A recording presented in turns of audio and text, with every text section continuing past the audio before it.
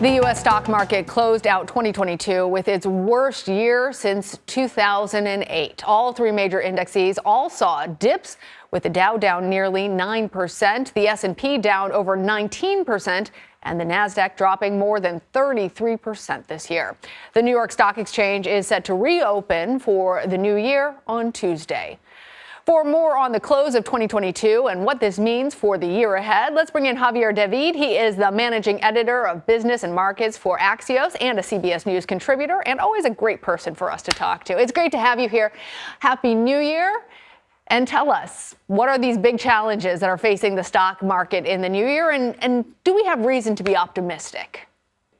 Both of those scores, I'd say the biggest challenge for the market is inflation that is persistently high, uncomfortably so for the Federal Reserve, and the Federal Reserve that is determined to rein in inflation by continuing its rate hike campaign. But all of that being said, as well as what people suspect will be a recession, which will more or less be a coin toss, at least a coin toss, but not 100%, maybe as high as 75%. So that other sort of leftover 25% sort of tail risk is what everyone is kind of hoping in. 2022 was characterized by a market that aggressively priced in recession risk, aggressively priced in more Federal Reserve rate hikes.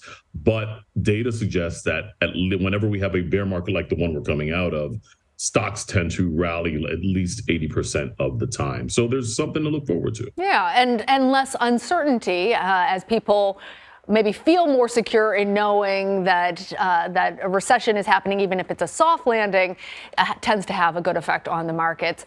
Javier, I want to ask you about Face the Nation. We saw Bank of America's chief economist predicting that 2023 could be a very difficult year for the economy. Let's start by playing a clip. I think we're in a situation where the risk of recession is high, may not be a deep and prolonged one, but we're in a situation where the economy has recovered very rapidly from COVID, and it's come with a lot of inflation. And the Federal Reserve is trying to slow down the economy to bring inflation down. And in the past, more often than not, that's coincided with some sort of recession in the U.S. economy. That goes to much of what you were saying and we were discussing before. Do you think that this recession, I'm hoping to get your projections on it, how soft or hard do you think that landing is going to be, and how much do you think inflation is going to come down? Yeah, I mean, that's sort of the golden question, the unanswered one. It's sort of a known unknown. What we're looking at, and bank CEOs are very useful. They tend to be very bearish, but we pay a lot of attention to what they say, primarily because they've got their fingers in a number of different pies. Consumer behavior, business lending, real estate, et cetera.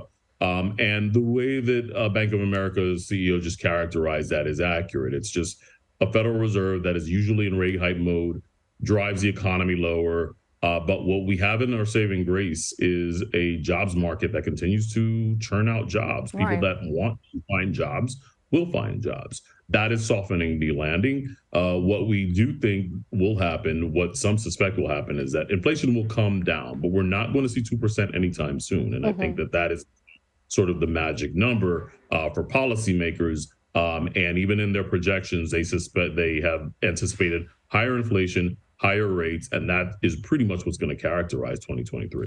And so, Javier, I know it's also kind of looking into a crystal ball, but you have all the data to make the best estimates on that.